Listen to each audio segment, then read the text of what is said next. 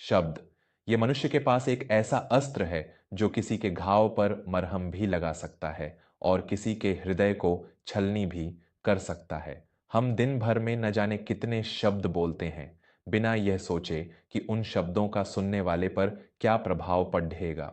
महाभारत का युद्ध केवल इसलिए हुआ था क्योंकि किसी ने अपने शब्दों पर नियंत्रण नहीं रखा था। इंसान बोलना तो 2 साल की उम्र में सीख जाता है, लेकिन क्या बोलना है, कब बोलना है और कब चुप रहना है, यह सीखने में उसका पूरा जीवन बीत जाता है। दुनिया का सबसे गहरा और सबसे शक्तिशाली संगीत कोई वाद्य यंत्र नहीं, बल्कि हमारा मौन है। मौन वह शक्ति है जो बद्धे बद्धे तूफानों को शांत कर सकती है और आपके भीतर छिपे उस परमात्मा से आपका परिचय करा सकती है।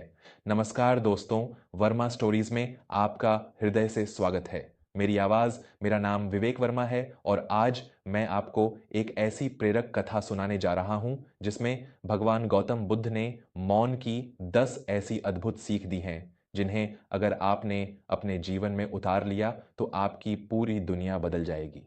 बस एक गहरी सांस लें, अपने मन को शांत करें और इस कथा में खो जाएं।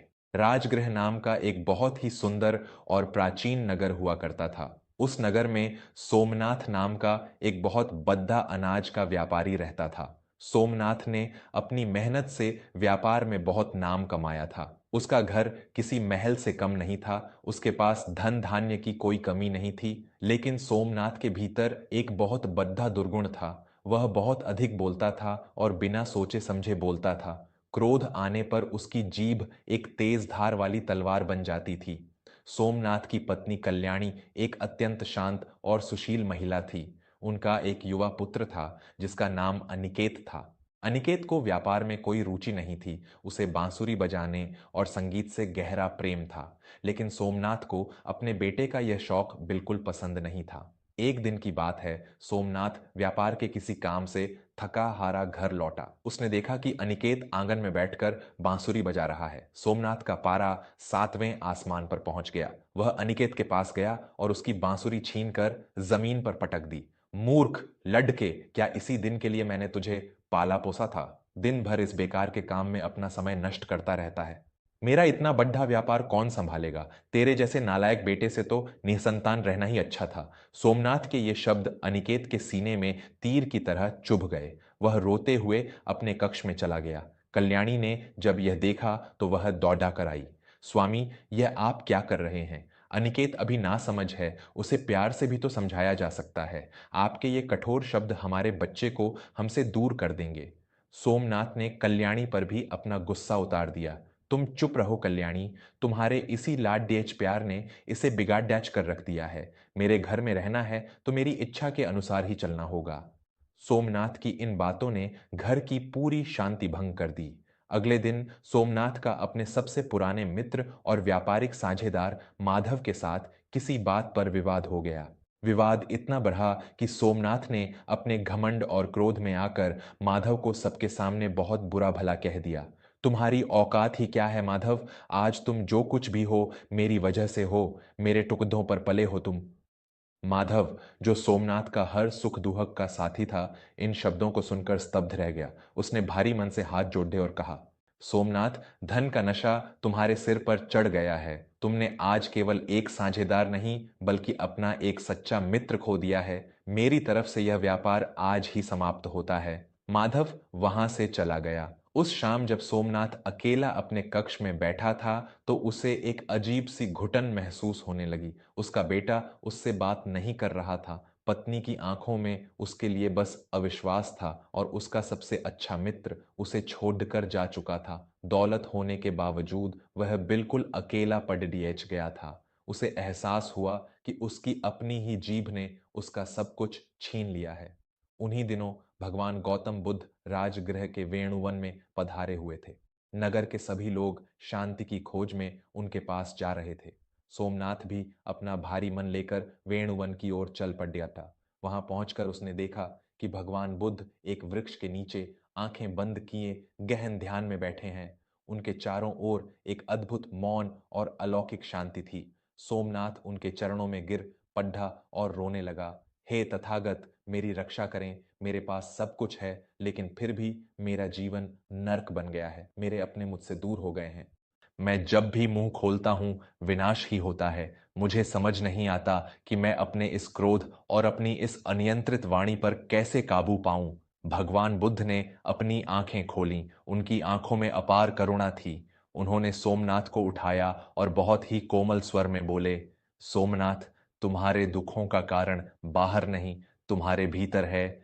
तुमने बाहर की दुनिया को जीतने के लिए बहुत शब्द खर्च किए, लेकिन अपने भीतर की दुनिया को जीतने के लिए तुमने कभी मौन का सहारा नहीं लिया। जो व्यक्ति चुप रहना नहीं जानता, वह कभी सच को नहीं सुन सकता। सोमनाथ ने हाथ जोड़कर कहा, प्रभु, मुझे इस मौन की शक्ति के बारे में बताइए।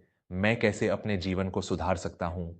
तब भगवान बुद्ध ने सोमनाथ को मौन की वे 10 अद्भुत सीख दी जो हर मनुष्य के जीवन का आधार है। पहली सीख, मौन क्रोध की अग्नि को बुझाता है। जब तुम्हारे भीतर क्रोध उठे तो कुछ क्षण के लिए चुप हो जाओ। क्रोध एक आंधी है जो तुम्हारी बुद्धि को अंधा कर देती है। मौन उस आंधी के गुजर जाने का इंतजार करता है, जिससे तुम गलत शब्द बोलने से बच जाते हो। दूसरी सीख, मौन रिश्तों को घाव से बचाता है। एक बार कमान से निकला तीर और मुंह से निकला शब्द कभी वापस नहीं आते। तुम्हारे मौन रहने से तुम उन शब्दों को बोलने से बच जाते हो जो तुम्हारे अपनों के हृदय को जीवन भर के लिए घायल कर सकते हैं। तीसरी सीख, मौन दूसरों को सुनने की कला है। तुम हमेशा इसलिए बोलते हो क्योंकि तुम खुद को सही साबित करना चाहते हो, लेकिन जब तुम मौन धारण करते हो, तब तुम पहली बार दूसरों की पीड़ा, उनके विचार और उनकी भावनाओं को सच में सुन पाते हो। चौथी सीख, मौन तुम्हारी ऊर्जा बचाता है। व्यर्थ की बातों और विवादों में मनुष्य अपनी सबसे अधिक जीवन ऊर्जा नष्ट करता है। मौन तुम्हारी उस ऊर्जा को सहेजता है जिसका उपयोग तुम अपने आत्मनिर्माण और सफलता के लिए कर सकते हो। पांचवी सीख, मौन सम्मान बढ़ाता है। जो व्यक्ति कम बोलता है और केवल अर्थपूर्ण बात कहता है, समाज में उसके शब्दों का वजन होता है। बहुत अधिक बोलने वाले व्यक्ति की बातों को लोग गंभीरता से लेना बंद कर देते हैं। छठी सीख, मौन विवादों का सबसे बड़ा शत्रु है। जहां दो बर्तन होंगे, वहां आवाज होगी। लेकिन अगर सामने वाला क्रोध में चीख रहा हो और तुम मौन रह जाओ, तो उसका क्रोध उस आग की तरह बुझ जाएगा जिसे कोई ईंधन नहीं मिलता। सातवीं सीख, मौन आत्म मंथन का दर्पण है। जब तुम बाहर बोलना बंद करते हो, तभी तुम अपने भीतर झांक सकते हो। मौन तुम्हें तुम्हारी अपनी कमियों और तुम्हारी अपनी शक्तियों से परिचित कराता है। यह तुम्हें खुद से मिलाता है। आठवीं सीख, मौन धैर्य का निर्माण करता है। संसार में सब कुछ तुरंत नहीं मिलता। मौन तुम्हें प्रतीक्षा करना सिखाता है। यह तुम्हें यह समझना सिखाता है कि हर बीज को पेड़िएच बनने में समय लगता है। नवीन सीख, मौन सत्य को प्रकट करता है। बहुत अधिक शब्दों के जाल में अक्सर सत्य छुप जाता है। मौन की गहराई में ही वह निर्मल सत्य उभर कर सामने आता है, जिसे बुद्धि के तर्कों से नहीं समझा जा सकता। और 10वीं सबसे बड़ी सीख, मौन ईश्वर की भाषा है। परमात्मा कभी शब्दों में बात नहीं करता, वह मौन में ही तुम्हारे हृदय से जुड़ता है। जब तुम पूर्ण रूप से शांत हो जाते हो, तब तुम्हें उस परम सत्ता का सीधा मार्गदर्शन प्राप्त होता है। भगवान बुद्ध के ये शब्द सोमनाथ के कानों में किसी अमृत के समान घुल गए। उसके मन का सारा अंधकार छंटने लगा। मैं समझ गया तथागत, आज से मैं अगले 7 दिनों तक पूर्ण रूप से मौन व्रत धारण करूंगा। मैं एक भी शब्द नहीं बोलूंगा। सोमनाथ ने संकल्प लिया। बुद्ध ने मुस्कुराकर उसे आशीर्वाद दिया। सोमनाथ घर लौट आया। अगले 7 दिनों तक उसने अपने होंठों को एक बार भी नहीं खोला। शुरुआत में कल्याणी और अनिकेत को लगा कि वह शायद और अधिक क्रोधित है, लेकिन धीरे धीरे उन्होंने सोमनाथ के व्यवहार में बदलाव देखा। जब अनिकेत बांसुरी बजाता, तो सोमनाथ उसे डांटने के बजाय आंखें बंद करके पूरे ध्यान से उसका संगीत सुनता। पहली बार सोमनाथ ने महसूस किया कि उसके बेटे की उंगलियों में कितना जादू है और वह संगीत कितना मधुर है। जब कल्याणी घर का काम करती, तो सोमनाथ उसे बिना कुछ कहे एक गिलास पानी लाकर दे देता। उसकी आंखों में अब क्रोध नहीं, बल्कि एक कृतज्ञता थी। मौन के उन 7 दिनों में सोमनाथ ने खुद को पहचाना। उसने देखा कि वह अपने अहंकार में कितना अंधा हो गया था। 7 दिन बाद जब उसका मौन व्रत पूरा हुआ, तो उसने सबसे पहले अपने पुत्र अनिकेत को गले से लगा लिया।